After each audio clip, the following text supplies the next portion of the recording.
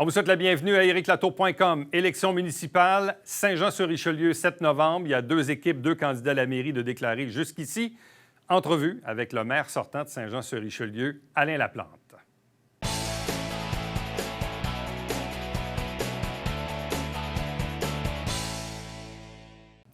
Les élections fédérales étant maintenant derrière nous, on peut maintenant se consacrer et focusser sur les élections municipales un peu partout au Québec et notamment ici à Saint-Jean-sur-Richelieu en prévision du 7 novembre. Le maire sortant sollicite un deuxième mandat. Jusqu'à preuve du contraire, à moins d'une surprise, c'est une lutte à deux. Deux équipes également, quelques candidats indépendants dans quelques districts. Bref, on va faire le tour un peu des enjeux pour mettre sur table un peu les enjeux de cette élection avec le maire sortant et candidat à la mairie, Alain Laplante. Bonjour et bienvenue. Merci. Bonjour, M. Latour. Question toute simple. Vous allez me dire que ça va de soi, mais pourquoi solliciter un deuxième mandat? Pour réaliser nos engagements, pour réaliser la raison pourquoi on est là, si l'équipe Alain Laplante se présente, c'est pour offrir une nouvelle façon de développer Saint-Jean-sur-Richelieu. Vous savez, les enjeux environnementaux sont majeurs, nous interpellent directement au niveau municipal. Et à Saint-Jean-sur-Richelieu, on continue à vouloir détruire nos milieux naturels, continue à vouloir détruire nos terrains de golf, détruire nos milieux, nos terres agricoles, milieu naturel dernier boisé. Donc, l'équipe Alain Laplante est là pour justement protéger notre territoire, être à l'écoute des citoyens, finalement. Dans le Parce dernier que mandat... ces enjeux-là, finalement, c'est les citoyens qui nous interpellent Mais dans ce dans sens. dans le dernier 4 ans, est-ce qu'on a détruit des boisés? Est-ce qu'on a mal protégé des zones? Non, à cause de la présence des élus de l'équipe Alain Laplante et de l'appui, du support des citoyens. Monsieur Latour, vous avez assisté à toutes les réunions du Conseil. Vous avez vu les nombreuses tentatives de dézonage de terres agricoles. Également, on souhaite... l'équipe Berthelot a voulu entreprendre une procédure pour dézoner les terrains de golf. L'équipe Alain Laplante a été là, a veillé au grain. On a levé le drapeau lorsque des tentatives... Parce que vous savez, nos adversaires ont des agendas cachés. Ils tentent leurs manœuvres souvent derrière les portes fermées. Donc, on était là pour justement lever le drapeau, aviser les citoyens, les interpeller, pour mettre de la pression politique, pour s'assurer de protéger notre territoire. Et savez-vous quoi? On a réussi. Bon. On a réussi et malgré cela, bien, nos opposants continuent leur tentative. Mais en même temps, vous étiez minoritaire. Donc, si parfois ces gens-là avaient voulu, là, comme vous dites, détruire des choses, ils auraient pu le faire. Il y avait le nombre de votes requis pour le faire. Ils ne l'ont pas fait. Tout à fait. Et pour des raisons politiques, justement à cause que l'équipe Alain Laplante a interpellé les citoyens se sont mobilisés. Vous avez vu à l'Hôtel de Ville des rassemblements gigantesques, des foules jamais vues à l'Hôtel de Ville. On a exercé une pression politique énorme sur le groupe des Neuf. Et le groupe des Neuf n'a pas eu le courage politique d'aller au fond de leurs convictions. Parce que leur projet ne s'explique pas, ne se défend pas sur la place publique. Lorsqu'ils le font, ils se font interpeller négativement par les citoyens. Je regardais dans les 2-3 dernières semaines, là, je pense que vous vous êtes payé de la publicité là, dans vos journaux préférés d'ailleurs. Mais vous avez parlé d'un bilan extraordinaire et incroyable. Exact. Bon, mais moi, la question que j'ai envie de vous poser, c'est, dans les 4 dernières années, vous et votre équipe, vous étiez minoritaires. Donc, s'il y a eu des choses exceptionnelles qui se sont faites, c'est donc que la majorité a dû y participer. Sinon, vous étiez minoritaire. Donc, comment pouvez-vous avoir un bilan incroyable et extraordinaire alors que vous étiez minoritaire? Grâce à l'appui des citoyens, comme je viens de vous dire. Un bel exemple, c'est la réalisation du nouveau terrain de soccer synthétique à Pierre-Benoît. La direction de la ville, le groupe des Neuf voulait absolument rien savoir de ce projet-là, ont tout fait pour le bloquer, ont même voté contre une demande de subvention à un certain moment donné. Et ce que l'équipe Alain Laplante a fait, c'est simple, c'est qu'on a avisé toutes les associations sportives. On les a convoquées à l'Hôtel de Ville en début d'année 2021. Et moi, j'ai annoncé, regardez, ce soir, je vais proposer la réalisation d'un terrain de soccer synthétique. Les besoins sont immenses en infrastructure sportive. Et puis, la direction a tout fait pour essayer de retarder ce vote-là. Et lorsque les gens, face à une salle remplie de citoyens, bien, le groupe des Neuf n'a pas eu le courage de voter comme il votait finalement derrière une porte fermée. Donc, résultat, on a réussi. Donc, c'est pour ça que je vous dis, ce qu'on a réussi à faire, comme la protection des terrains de golf, comme la protection des terres agricoles, c'est grâce à l'appui immense des citoyens. Donc, vous êtes un peu comme le Bloc québécois de l'Hôtel de Ville de Saint-Jean. Je ne sais pas ce que vous voulez Non, dire. mais c'est-à-dire que, bon, vous êtes minoritaire, mais vous dites que, dans le fond, que vous avez soulevé des enjeux publiquement, que vous avez eu l'appui de citoyens qui a fait en sorte que le groupe majoritaire a plié. C'est ce que je déduis là, de vos propos, là. Exactement, comme je vous dis, ce qui a fait de la différence dans le mandat, c'est le courage politique. Donc, face à Marilyn Charbonneau, à Yann Landlois, à Justin Bessette, bien, le groupe des Neuf ne faisait pas le pas au niveau du courage politique. Et ce courage-là vient de la force des citoyens. Et savez-vous quoi? Bien, il faut, à l'équipe à la plante, un mandat fort à la prochaine élection pour pouvoir protéger ad vitam aeternam nos milieux naturels, nos terres agricoles et donner un sérieux coup de barre dans la direction de la municipalité. Bon. Est-ce que vos adversaires ont fait des choses de bon dans le dernier mandat? Je ne sais pas, je vais leur laisser répondre à cette question-là. Mais en même temps, ils étaient majoritaires, donc ils ont fait progresser des dossiers, j'imagine. Je vous leur poserai la question. Hein. Bon. Dites-moi, évidemment, dans le mandat, parce que moi, je me mets toujours dans la position des citoyens qui regardent ou qui entendent des choses, puis ils se disent, bon, là, on vient de terminer un 4 ans. Les gens retiennent que le climat n'était pas facile, qu'il y avait de l'animosité, que c'était parfois polarisé. Pas surtout des... La majorité des enjeux, effectivement, vous êtes la plupart du temps assez entendus. Là.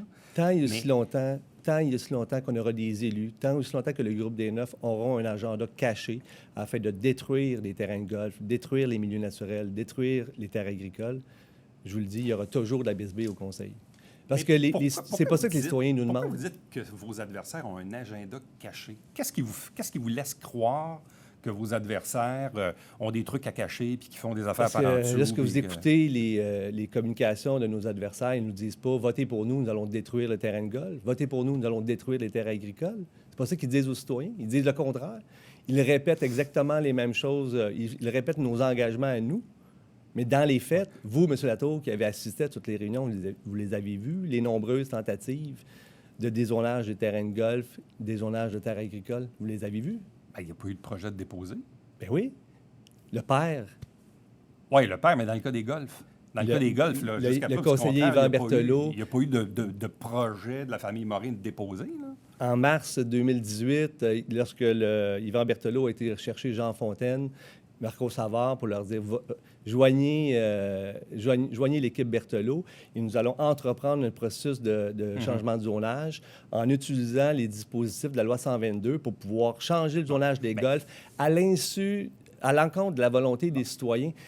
Et c'est spécifiquement à ce moment-là où il y a eu la plus grande mobilisation citoyenne à l'Hôtel de Ville. Il y avait des gens dans l'hall d'entrée, il y avait du monde Faisons partout. un peu de pédagogie. Le père, c'est quoi? Parce que les gens qui nous regardent disent le père, c'est quoi ça, le C'est le PAIR, parc là? d'affaires et d'innovation de mes adversaires qui proposent de détruire une terre agricole pour justement étendre nos parcs industriels, quand en réalité, nous n'avons pas de réels besoins. Nous avons encore des terres agricoles, pas des terres agricoles, mais des terres industrielles pour une quinzaine d'années. Et nous devons requalifier nos terrains industriels. Nous devons mieux utiliser nos terrains industriels. Il faut cesser de bâtir des entrepôts. Il faut décontaminer les sites décontaminés. Il faut densifier nos terrains. Il faut mieux exploiter notre territoire, protéger nos terres agricoles. Bon.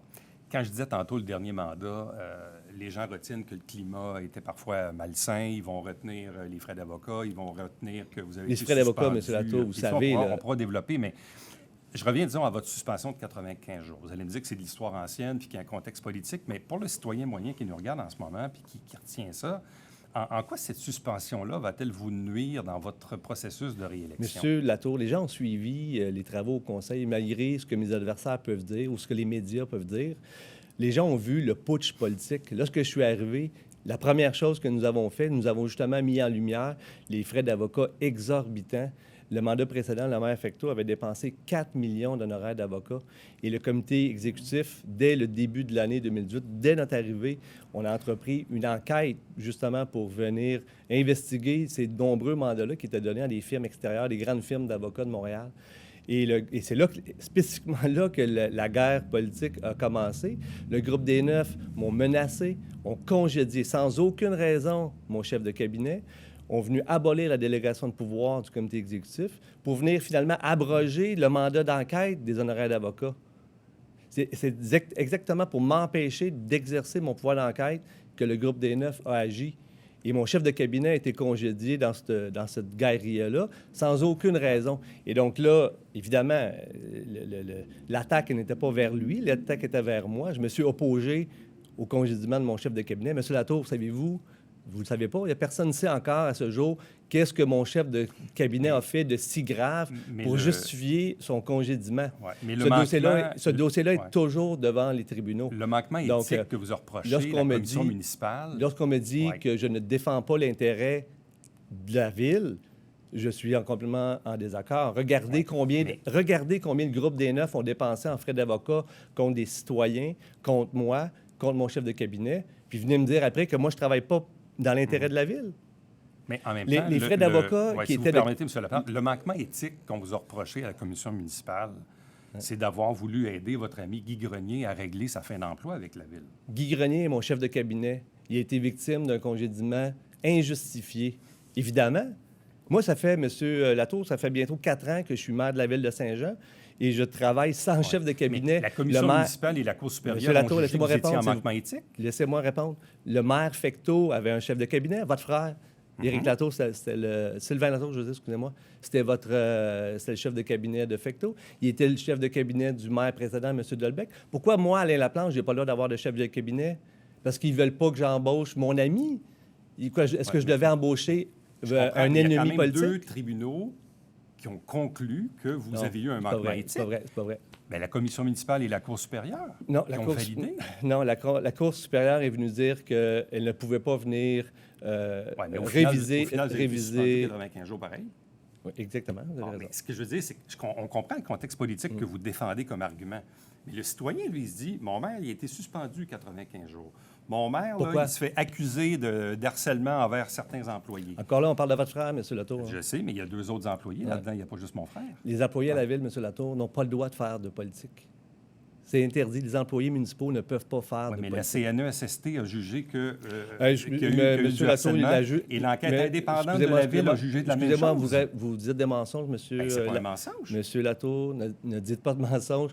La CNESST ne s'est pas prononcée sur le dossier. Le dossier mais l'enquête a conclu à du harcèlement, au même titre que l'enquête interne commandée par la ville. Non. Arrêtez de dire de la diffamation, monsieur Latour. Le dossier est devant les tribunaux actuellement. Oui, le dossier va être entendu. Mais les enquêtes, elles... Monsieur Latour, s'il vous plaît, le dossier va être entendu en novembre. Évidemment, on va s'abstenir de tout commentaire, mais venez pas dire que le dossier, la CNSA a conclu. Désolé. Bien, c'est l'enquête de la CNESST qui conclut. Sinon, ça ne serait pas porté devant le tribunal administratif du Québec. Exactement. Donc, il y a eu des plaintes mensongères qui ont été présentées. Et vous souhaitez intervenir, vous, dans ce débat-là? Tout à fait. Pourquoi? Parce que c'était une attaque vers moi. Tout ça, c'est des attaques politiques contre moi. Les employés de la ville là, déposent des plaintes à la CNESST, coulent immédiatement les plaintes dans les médias pour faire du salissage politique, pour nuire à mes réputations. Puis vous dites que je ne suis pas interpellé? Voyons. Mais d'ailleurs, il n'y a pas eu de décision de rendu. Et c'est ça que je vous dis. C'est ça que je vous dis. Vous non, mais pour votre droit d'intervention, j'entends. Non. Ça non plus. Exactement. Mais ça sera probablement réglé quelque part après les élections parce que les dates d'audience ont été fixées plus tard. Puis la CNESST s'est rendu compte que c'était un peu bizarre que les 3 plaintes avaient été déposées la même journée. Et finalement, ils ont été judicieux. Ils ont décidé de jumeler les 3 dossiers et de les traiter en même temps après les élections, qui était une sage décision. Mais c'est difficile pour les citoyens d'arriver à suivre ça. Parce que les gens voient des querelles, surtout lorsque les médias disent n'importe quoi, c'est sûr que ça devient très, très difficile pour les citoyens. En quoi les médias disent-ils n'importe quoi? Bien, vous voyez toute la campagne de salissage dont que je suis victime, autant de Beaume FM que du Canada français. Donc, et pourtant, vous dépensez votre budget publicitaire dans le Canada français pareil. Bien là, M. Latour... si le journal était si pourri que ça, pourquoi vous mettez votre argent dedans? Vous me reprochez... Non, mais je ne sais pas, je vous pose la question. Vous reprochez, vous dites que vous êtes victime d'une campagne de salissage du Canada français, mais en même temps, vous achetez votre publicité dans le même journal. À quoi l'incohérence? Bien, vous ne trouvez pas qu'il y en a une? Mais si le journal est si mauvais que ça, pourquoi vous mettez votre publicité dedans? Je dis pas que Ce que je dis, c'est ce que les éditorialistes, ce que les journalistes écrivent. OK, donc vous faites une distinction entre la politique éditoriale et les journalistes qui rapportent les faits. C'est pas ça que je fais. Je dis que lorsqu'on met une publicité dans un journal, c'est nous qui contrôlons le contenu, pas le journal. Là.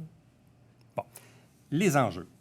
vous en avez évoqué tantôt, les golfs. Bon, votre position ne peut pas être plus claire que ça. Si vous êtes réélu, majoritairement, évidemment, pour vous, les golfs restent les golfs. Il n'y a aucun dézonage possible. Au-delà des golfs, vous avez raison, oui, mais au-delà des golfs, il y a tous les milieux naturels. Au pourtour là, du golfe des Légendes et du golfe de la Mairie, là, il y a notre dernier boisé d'intérêt. Ouais. Et le jour où quelqu'un va vouloir développer une seule maison dans les golfs, devra passer des tuyaux, devra détruire une importante partie de ce dernier boisé-là. Le conseil municipal a voté unanimement là, à la dernière séance la stratégie de développement durable de la municipalité dans laquelle on prend l'engagement d'avoir 0 perte de milieu naturel. Là, ce que je vous parle d'agenda caché, c'est justement ça. D'un côté, les élus votent une politique, une stratégie de développement durable dans laquelle on s'engage à protéger nos milieux naturels, et de l'autre côté, font tout derrière les portes fermées pour venir détruire ces milieux-là puis venir dézoner les golfs. Au profit de qui? Vous faites quoi avec l'aéroport? Bon, d'ailleurs, dans votre équipe, un de vos candidats, M. Boucher, là, qui a longtemps été le président des gens qui défendaient pour les problématiques de bruit. Expliquez-moi, là, votre stratégie à l'égard de l'aéroport, c'est quoi? On maintient les 3 pistes, on développe pas. M. Boucher disait même dans une vidéo de votre équipe que le développement économique de la ville de Saint-Jean ne passe pas nécessairement par son aéroport. Je dicte presque mot à mot ce que M. Boucher disait. Donc, l'aéroport, ultimement, l'équipe La Plante en fait quoi? 2 choses. Il y a les terrains de l'aéroport, qui est une chose, et puis les activités aéroportuaires. Évidemment, ce que nous, on dit, c'est qu'on souhaite venir encadrer les activités à l'aéroport pour venir minimiser le bruit, les nuisances auprès des citoyens. La municipalité a permis la construction de nombreux, puis il y en a encore des terrains à développer au pourtour de l'aéroport. Donc, si on veut en faire un milieu de vie, si on veut maintenir la qualité de vie de nos citoyens, bien, il faut venir encadrer les activités aéroportuaires. Donc, effectivement, ce n'est pas par les avions que notre économie va se développer. Les pistes sont trop petites, on ne peut pas recevoir d'avions cargo, on ne peut pas avoir d'avions de certains gabarits, on ne peut pas avoir de vols nélisés rentables jusqu'aux États-Unis. Donc, ce n'est pas par les activités aéroportuaires que nous allons développer notre municipalité. Cependant, on a une belle petite aéroport, on a une association de pilotes, on souhaite maintenir cet actif-là. Là, à savoir, est-ce qu'on garde une piste, 2 pistes, 3 pistes? Le conseil municipal devra statuer bientôt parce que l'aéroport amène des enjeux financiers importants. À chaque année, l'aéroport coûte à tous les citoyens de Saint-Jean 700 000 par année, un déficit annuel de 700 000 Et là, on a des millions à investir pour venir restaurer les pistes. Donc, encore là, on la met où, notre argent? Est-ce qu'on la met pour maintenir 3 pistes pour une association de peut-être 200 pilotes? Mais pour vous, l'aéroport... On prend notre argent puis on l'investit dans nos infrastructures sportives pour répondre aux besoins de l'association. Mais pour vous, l'aéroport n'est pas un élément... de hockey ou l'association de football. Mais pour vous, l'aéroport n'est pas un élément, disons, du potentiel de développement économique de la ville. Pour vous, le développement de l'économie localement ne passe pas nécessairement par l'aéroport. C'est ce que je comprends. Le développement de la ville ne se fera pas par des activités aéroportuaires. Cependant, le site de l'aéroport... Les terrains comme tels, on peut faire quelque chose avec ça. Présentent un immense potentiel. Et M. Boucher, que vous avez fait référence, propose de créer une cité universitaire, justement, en partenariat avec Agriculture Canada, avec le Cégep, avec les partenaires locaux, pour venir exploiter ces terrains-là à des fins économiques. Vous avez parlé d'infrastructures sportives. Effectivement, quand on se compare avec d'autres villes de proportions similaires, je pense qu'il ne faut pas être un grand expert pour constater qu'on est en deçà probablement des attentes. Je prends l'exemple d'une fameuse piscine. Green Bay et Brossard ont une méga piscine. Nous, on n'en a pas. Puis là, on pourrait développer, terrain de soccer, là, il y a Pierre Benoît, mais avec un terrain synthétique. Bon, effectivement, visiblement, je pense que la ville de Saint-Jean est en manque d'infrastructures sportives. Là, ça m'apparaît clair. Maintenant, on commence par où? Et surtout, on paye ça avec quel argent? Avons-nous le moyen de nos ambitions? Oui, on a les moyens de nos ambitions. Avec quel argent? Avec l'argent que nous avons, que nous récoltons à chaque année dans les poches des citoyens. Vous pensez que c'est suffisant pour... La dernière année, la ville a généré 20 millions de surplus. Oui, mais là, il y avait 8 millions du gouvernement avec la COVID là-dedans. Exact. Là. Dès cette année, dans le budget de cette année, on s'enligne actuellement sur un important surplus encore. Les 4 dernières années, la municipalité a généré d'importants surplus. Et savez-vous quoi? Lorsque l'équipe Alain Laplante sera en place, nous allons assurer une saine gestion des finances publiques et nous allons dégager des marges de manœuvre. Juste les honoraires d'avocats qui sont générés par le groupe des Neuf, là, on va économiser énormément d'argent. Et savez-vous quoi? Les projets, on va les préparer. On va aller chercher les subventions. Le conseiller Yann Langlois nous propose d'appliquer pour obtenir les Jeux du Québec, pourquoi pas même les Jeux du Canada. Il y a des importantes subventions qui sont associées. C'est urgent de tenir ce genre d'événement-là. C'est urgent de développer un complexe aquatique. Vous avez parlé tantôt de la piscine. Les bambins, aujourd'hui, de 3 ans et moins, ne peuvent même pas prendre là, cette saison là, des cours de natation. On a une athlète à Saint-Jean, Aurélie Rivard, là, qui vient de remporter 5 médailles olympiques aux Jeux paralympiques de Tokyo. Une immense fierté pour les Ça Joannais. ferait un beau nom, ce complexe aquatique, Aurélie Rivard? Votre suggestion est excellente. Vous n'êtes pas le premier à avoir l'idée. Ouais. C'est une immense fierté, Aurélie. Ouais. C'est une immense fierté pour les gens de Saint-Jean, du Québec et même du Canada. Mais Mais si vous on dites veut... qu'on a assez de sous pour être capable d'investir dans nos infrasportifs. Oui, tout à fait. Votez pour les candidats de l'équipe Alain Et on Laplante. commence par quoi? Qu'est-ce qui est prioritaire actuellement? Il faut la piscine, évidemment. On a besoin d'un terrain de football synthétique à Iberville. On a besoin de terrain de pickleball à Iberville. On a besoin d'une aréna, c'est urgent. Il y a d'autres besoins. Une glace de plus? Une glace de plus. Ah, oui. Puis on pourrait la mettre. Oh là là, ça c'est il y a une excellente il y a question, plein hein. de discussions actuellement. Il y a des avis divergents. Plusieurs personnes suggèrent de la construire à côté du Colisée Isabelle Brassard. Les gens de l'Association du club de natation aimeraient aussi que la piscine, le complexe, soit de l'autre côté, à côté de la piscine Claude-Raymond. Donc, là, il y a des enjeux de stationnement, des enjeux... on aura des décisions rapidement. Mais ce que nous, on fera, l'équipe Alain Laplante, là, à notre arrivée, on placera justement les différentes installations. On déterminera ad vitam aeternam donc, où seront installés. On prépare les plans et devis. On va chercher les subventions et on réalise les projets rapidement. Dans vos engagements, je constate que vous voulez prendre un peu d'avance parce qu'on sait que lorsque la Ville aura 100 000 de population, il y a des trucs, évidemment, qui vont s'imposer, le nombre de conseillers, puis tout ça. Vous voulez mettre en place tout de suite un vérificateur général indépendant? J'ai demandé à la direction générale de prévoir déjà dans le budget 2022, qu'on votera là, en décembre, là, les sommes pour mettre en place ce bureau de Parce que le 100 000 de population, on va l'atteindre en quoi? 2025-26 peut-être, là, selon les projections? Non. Même avant? On est à 98 800. L'année passée, on a monté de 1200 personnes. Donc là, il y a des importants projets. Le projet Evol qui s'ajoute. Il y a beaucoup de nombreux projets qui ont été autorisés. Projet Evol, vous avez gagné contre votre ami Guy Sanson? J'ai gagné ma cause. Lui, il a perdu la sienne et moi, j'ai gagné la mienne. Bon, expliquez aux gens, premièrement, c'est quoi votre réaction par rapport à ça? J'imagine que vous êtes assez heureux de la situation. Mais expliquez-nous un peu aux gens pourquoi vous avez tenu autant à vous défendre dans cette cause-là. Mais c'est le tour. J'étais poursuivi pour 2,5 millions de dollars. Ça baissé à 40 000 après. Oui, mais j'étais poursuivi pour 2,5 millions de dollars. Le dossier a duré 3 ans, M. Latour. M. Sanson est venu s'asseoir ici à 2 reprises pour venir expliquer en long, en large ce que M. Sanson faisait, finalement, c'est qu'il me faisait de la pression à moi en tant que maire.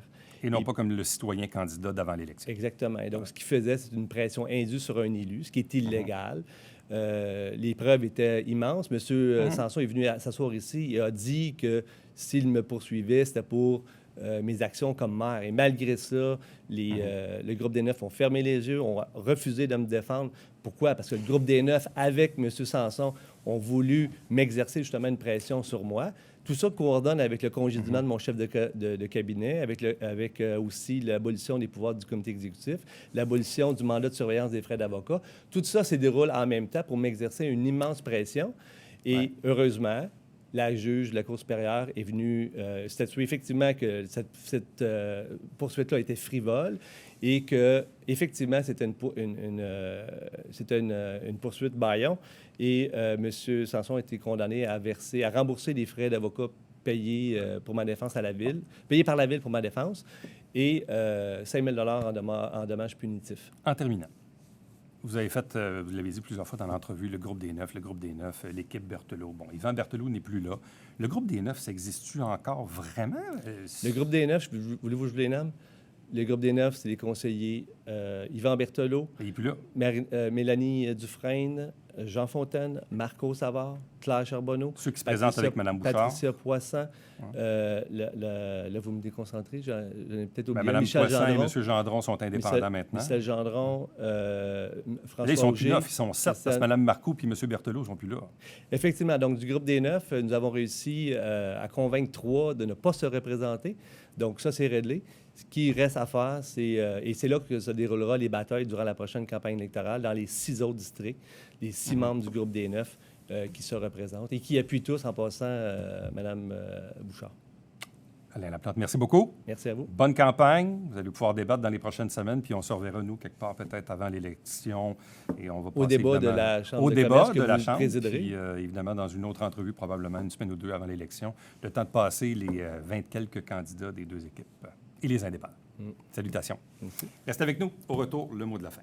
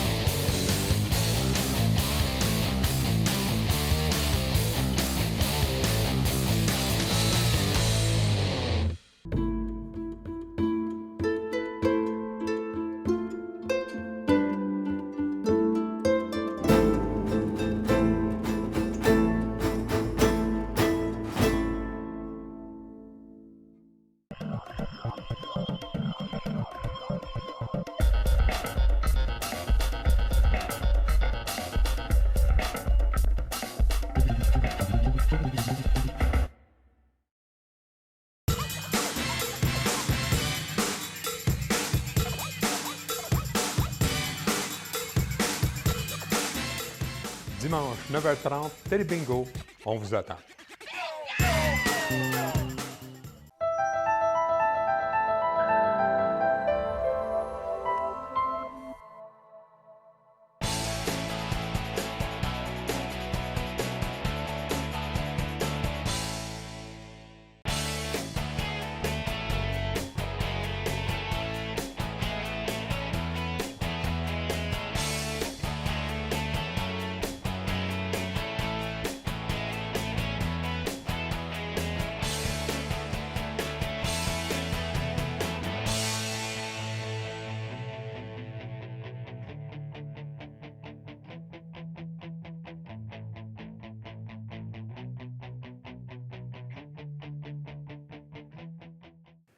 Merci et bravo à Desjardins pour ce 33 000 qui s'en va à l'École professionnelle des métiers pour un nouveau programme pour féminiser un peu la profession d'électricien électricienne. Donc, ça va aller directement. Il y a des petites bourses qui vont être remises à 22 femmes là, qui vont s'inscrire dans ce nouveau programme. Donc, bravo et félicitations à Desjardins. Si vous avez des commentaires, des questions, des suggestions, n'hésitez pas à toujours le faire par courriel. Une seule adresse, Éric Latour en un mot, à commercial tvhr9.com. À demain.